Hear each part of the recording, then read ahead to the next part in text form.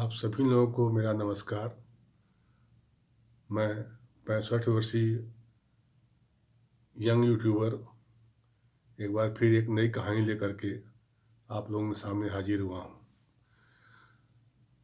दोस्तों, आज की कहानी का शीर्षक है वो मेरी माँ ही थी। आज रमेश को फिर उसके बड़े भाई ने फ़ोन किया और कहा, रमेश घर आ जाओ, माँ की तबीयत ठीक नहीं है, वो हॉस्पिटल में है। यही बात भैया ने उसके 3-4 दिन पहले भी कहा था कि रमेश घर आ जाओ, माँ की तबीयत ठीक नहीं चल रही है, लेकिन उस समय उसको समय नहीं मिला, जिस कारण वो नहीं घर जा पाया। आज वो फिर बुलाया गया है, तो उसने सोचा कि नहीं, कोई बहुत ज़रूरी बात है, भैया ने इसलिए दोबारा फ़ोन किया है और माँ हॉस्पिटल में है तो मुझे जाना चाहिए। और फ़ोन भी करीब 3:30-4 बजे करीब आया था। उसका ऑफिस भी बंद होने वाला था। उसने अपने बॉस से परमिशन लिया और अपने घर के लिए निकल पड़ा। रमेश का घर उसके ऑफिस से करीब 200 किलोमीटर दूर था, दूसरे शहर में था। आने जाने में करीब 3 से 4 घंटे उसको लग जाते थे, क्योंकि बीच में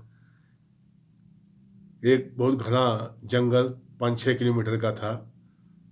वहाँ अगर वहाँ पे रात हो जाती थी तो जल्दी लोग जो है, जब तक पूरा ग्रुप नहीं बन जाता था 8-10 गाड़ियों का, तब तक उस जंगल से गाड़ियाँ लोग नहीं ले जाते थे। इसलिए रमेश ने सोचा जल्दी ही निकल चलना ठीक है, और वो करीब 5 बजे अपने घर के लिए निकल पड़ा अपनी कार से। कार लेकर वो करीब 100 किलोमीटर के लगभग गया होगा, तभी पता नहीं कैसे उसकी कार में कुछ गड़बड़ी आ गई और गाड़ी खड़ी हो गई। रमेश बहुत परेशान हो गया, क्योंकि 6-6:30 बज रहे थे और 7-8 बजे के बाद जो इस जंगल में से जाना मुश्किल हो जाता था। उसे पहुंचना बहुत जल्द जरूरी था, क्योंकि माँ उसकी हॉस्पिटल में थी। उसने करीब पता किया तो पता चला कि वहाँ से 1-1.5 किलोमीटर दूर पे एक गाड़ी का मिस्त्री है जो गाड़ी बनाता है। वो गया, उसे लेकर आया और अपनी गाड़ी बनवाने लगा। गाड़ी बनवाने में करीब करीब 2.5 से 3 घंटे लग गए। 7, 7:30, 8 तो वहीं बच गया जहाँ गाड़ी बना रहा था। गाड़ी बनने में ही 3 घंटे लगे, इसलिए 8 बज गए। 8 बजे के बाद रमेश निकला। उसे चिंता होने लगी कि उस जंगल में मैं अकेले कैसे जाऊंगा। तभी वो गाड़ी को जितना अधिक हो सकता था उस स्पीड में लेके चला। जब तक जंगल के करीब पहुंचते पहुंचे 9, 9:30 बज गया। वो ज्यों जंगल के करीब पहुंचा, तभी एक बूढ़ी माँ ने, जो सफ़ेद साड़ी पहनी हुई थी, उसे हाथ देकर इशारा किया गाड़ी रोकने का। पहले तो रमेश ने सोचा कि अरे छोड़ो, जाने दो, कौन गाड़ी रोकेगा, जल्दी से निकल चलें। लेकिन पता नहीं क्या सोचकर उसने गाड़ी रोक दिया और बूढ़ी माँ से पूछा, माता जी, आपको कहाँ जाना है? माँ ने कहा, बेटा हमको भी लेते चलो, हमें जंगल के उस पार एक गांव है, उसी करीब छोड़ देना, मैं अपने गांव चली जाऊंगी। रमेश ने कहा, चलो चलना तो उधर ही है, एक से भले दो, माँ जी को भी ले लेते हैं, आगे जो देखा हुआ देखा, जो होगा देखा जाएगा। उसने माँ जी को अपने बगल वाली सीट पर बैठा लिया और चल दिया। रास्ते भर माँ जी से अच्छी अच्छी बातें करता रहा। माँ जी ने भी पूछा, उछा, बेटे कहाँ जा रहे हो, क्या बात है? उसने बताया कि मेरी माँ का तबीयत बहुत ही ख़राब है, माँ हॉस्पिटल में भर्ती है, मैं उसे देखने जा रहा हूँ। माँ ने कहा, ठीक है बेटा, जाओ। रमेश चलने लगा, गाड़ी चलती रही। जब जंगल बीत गया तो करीब जंगल बीतने के करीब करीब 10 बज गए थे, रात को 10, 10:30 बज रहे थे। एक करीब जंगल के बीतने के 1-1.5 किलोमीटर के बाद माँ जी ने गाड़ी रुकवाया। कहा, बेटा हमको यहीं उतार दो, जो बगल में यहाँ से 100-150 मीटर की दूरी पर मेरा गांव है, मैं चली जाऊंगी। रमेश ने तो एक बार कहा कि माँ जी चलिए, मैं आपको छोड़ देता हूँ, लेकिन माँ जी ने मना कर दिया कि नहीं बेटा, मैं चली जाऊंगी। रमेश गाड़ी चलाते हुए माँ जी को छोड़ने के बाद माँ जी को प्रणाम किया और माँ जी ने उसको आशीर्वाद दिया। और उसके बाद जो है रमेश हॉस्पिटल की तरफ चल दिया। जब वह हॉस्पिटल में पहुंचा तो पता चला कि उसकी माँ का जो है करीब 3-4 घंटे पहले ही देहांत हो चुका है। वो बहुत रोया, क्योंकि भैया ने तो 4-5 दिन पहले ही फ़ोन करके बता दिया था कि माँ की तबीयत बहुत ख़राब है, आ जाओ। लेकिन समय न मिलने के कारण वो नहीं आ पाया। और उसको इस बात की तकलीफ़ हो गई कि मेरी माँ से मुलाकात नहीं हुई। लेकिन लोगों ने उसे चुप कराया और बोला कि चलो, अब तो जो कुछ भी होना है सवेरे होगा। सवेरा हुआ, लोगों ने माँ का दाह संस्कार किया और उसके बाद जो भी कार्यक्रम होता है 12-13 दिन का, रमेश ने 12-13 दिन की छुट्टी ले ली और अपने घर पे ही रुक गया। पूरा कार्यक्रम समाप्त होने के बाद 13-14 दिन बाद रमेश को फिर वापस अपने कार्यालय, अपने ऑफिस जाना था।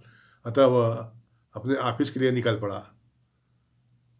ऑफिस से निकल निकल पड़ा। जब गाड़ी लेकर के वो निकला, तो जब जिस स्थान पर उसने उस बूढ़ी माँ को छोड़ा था, उसी स्थान पर उसने गाड़ी खड़ी कर दी और गाड़ी से उतर करके चारों तरफ देखने लगा कि वो गांव कहाँ है। लेकिन उसे गांव नहीं दिखाई दिया, लेकिन हाँ, कुछ चरवाहे अपने जानवरों को वहाँ पे घास चरा रहे थे। उसने उन लोगों से पूछा कि भैया, यहाँ पे कोई गांव नज़दीक है क्या? चरवाहों ने कहा, भैया यहाँ पे कोई गांव नज़दीक में नहीं है। गांव तो यहाँ से जो भी गांव है 1.5-2 किलोमीटर की दूरी पे है। हम लोग वहीं से आते हैं अपना जानवरों को घास चराने के लिए। तो उसने बताया, नहीं भाई, यहाँ पे 100-200 मीटर की दूरी पे कोई गांव है।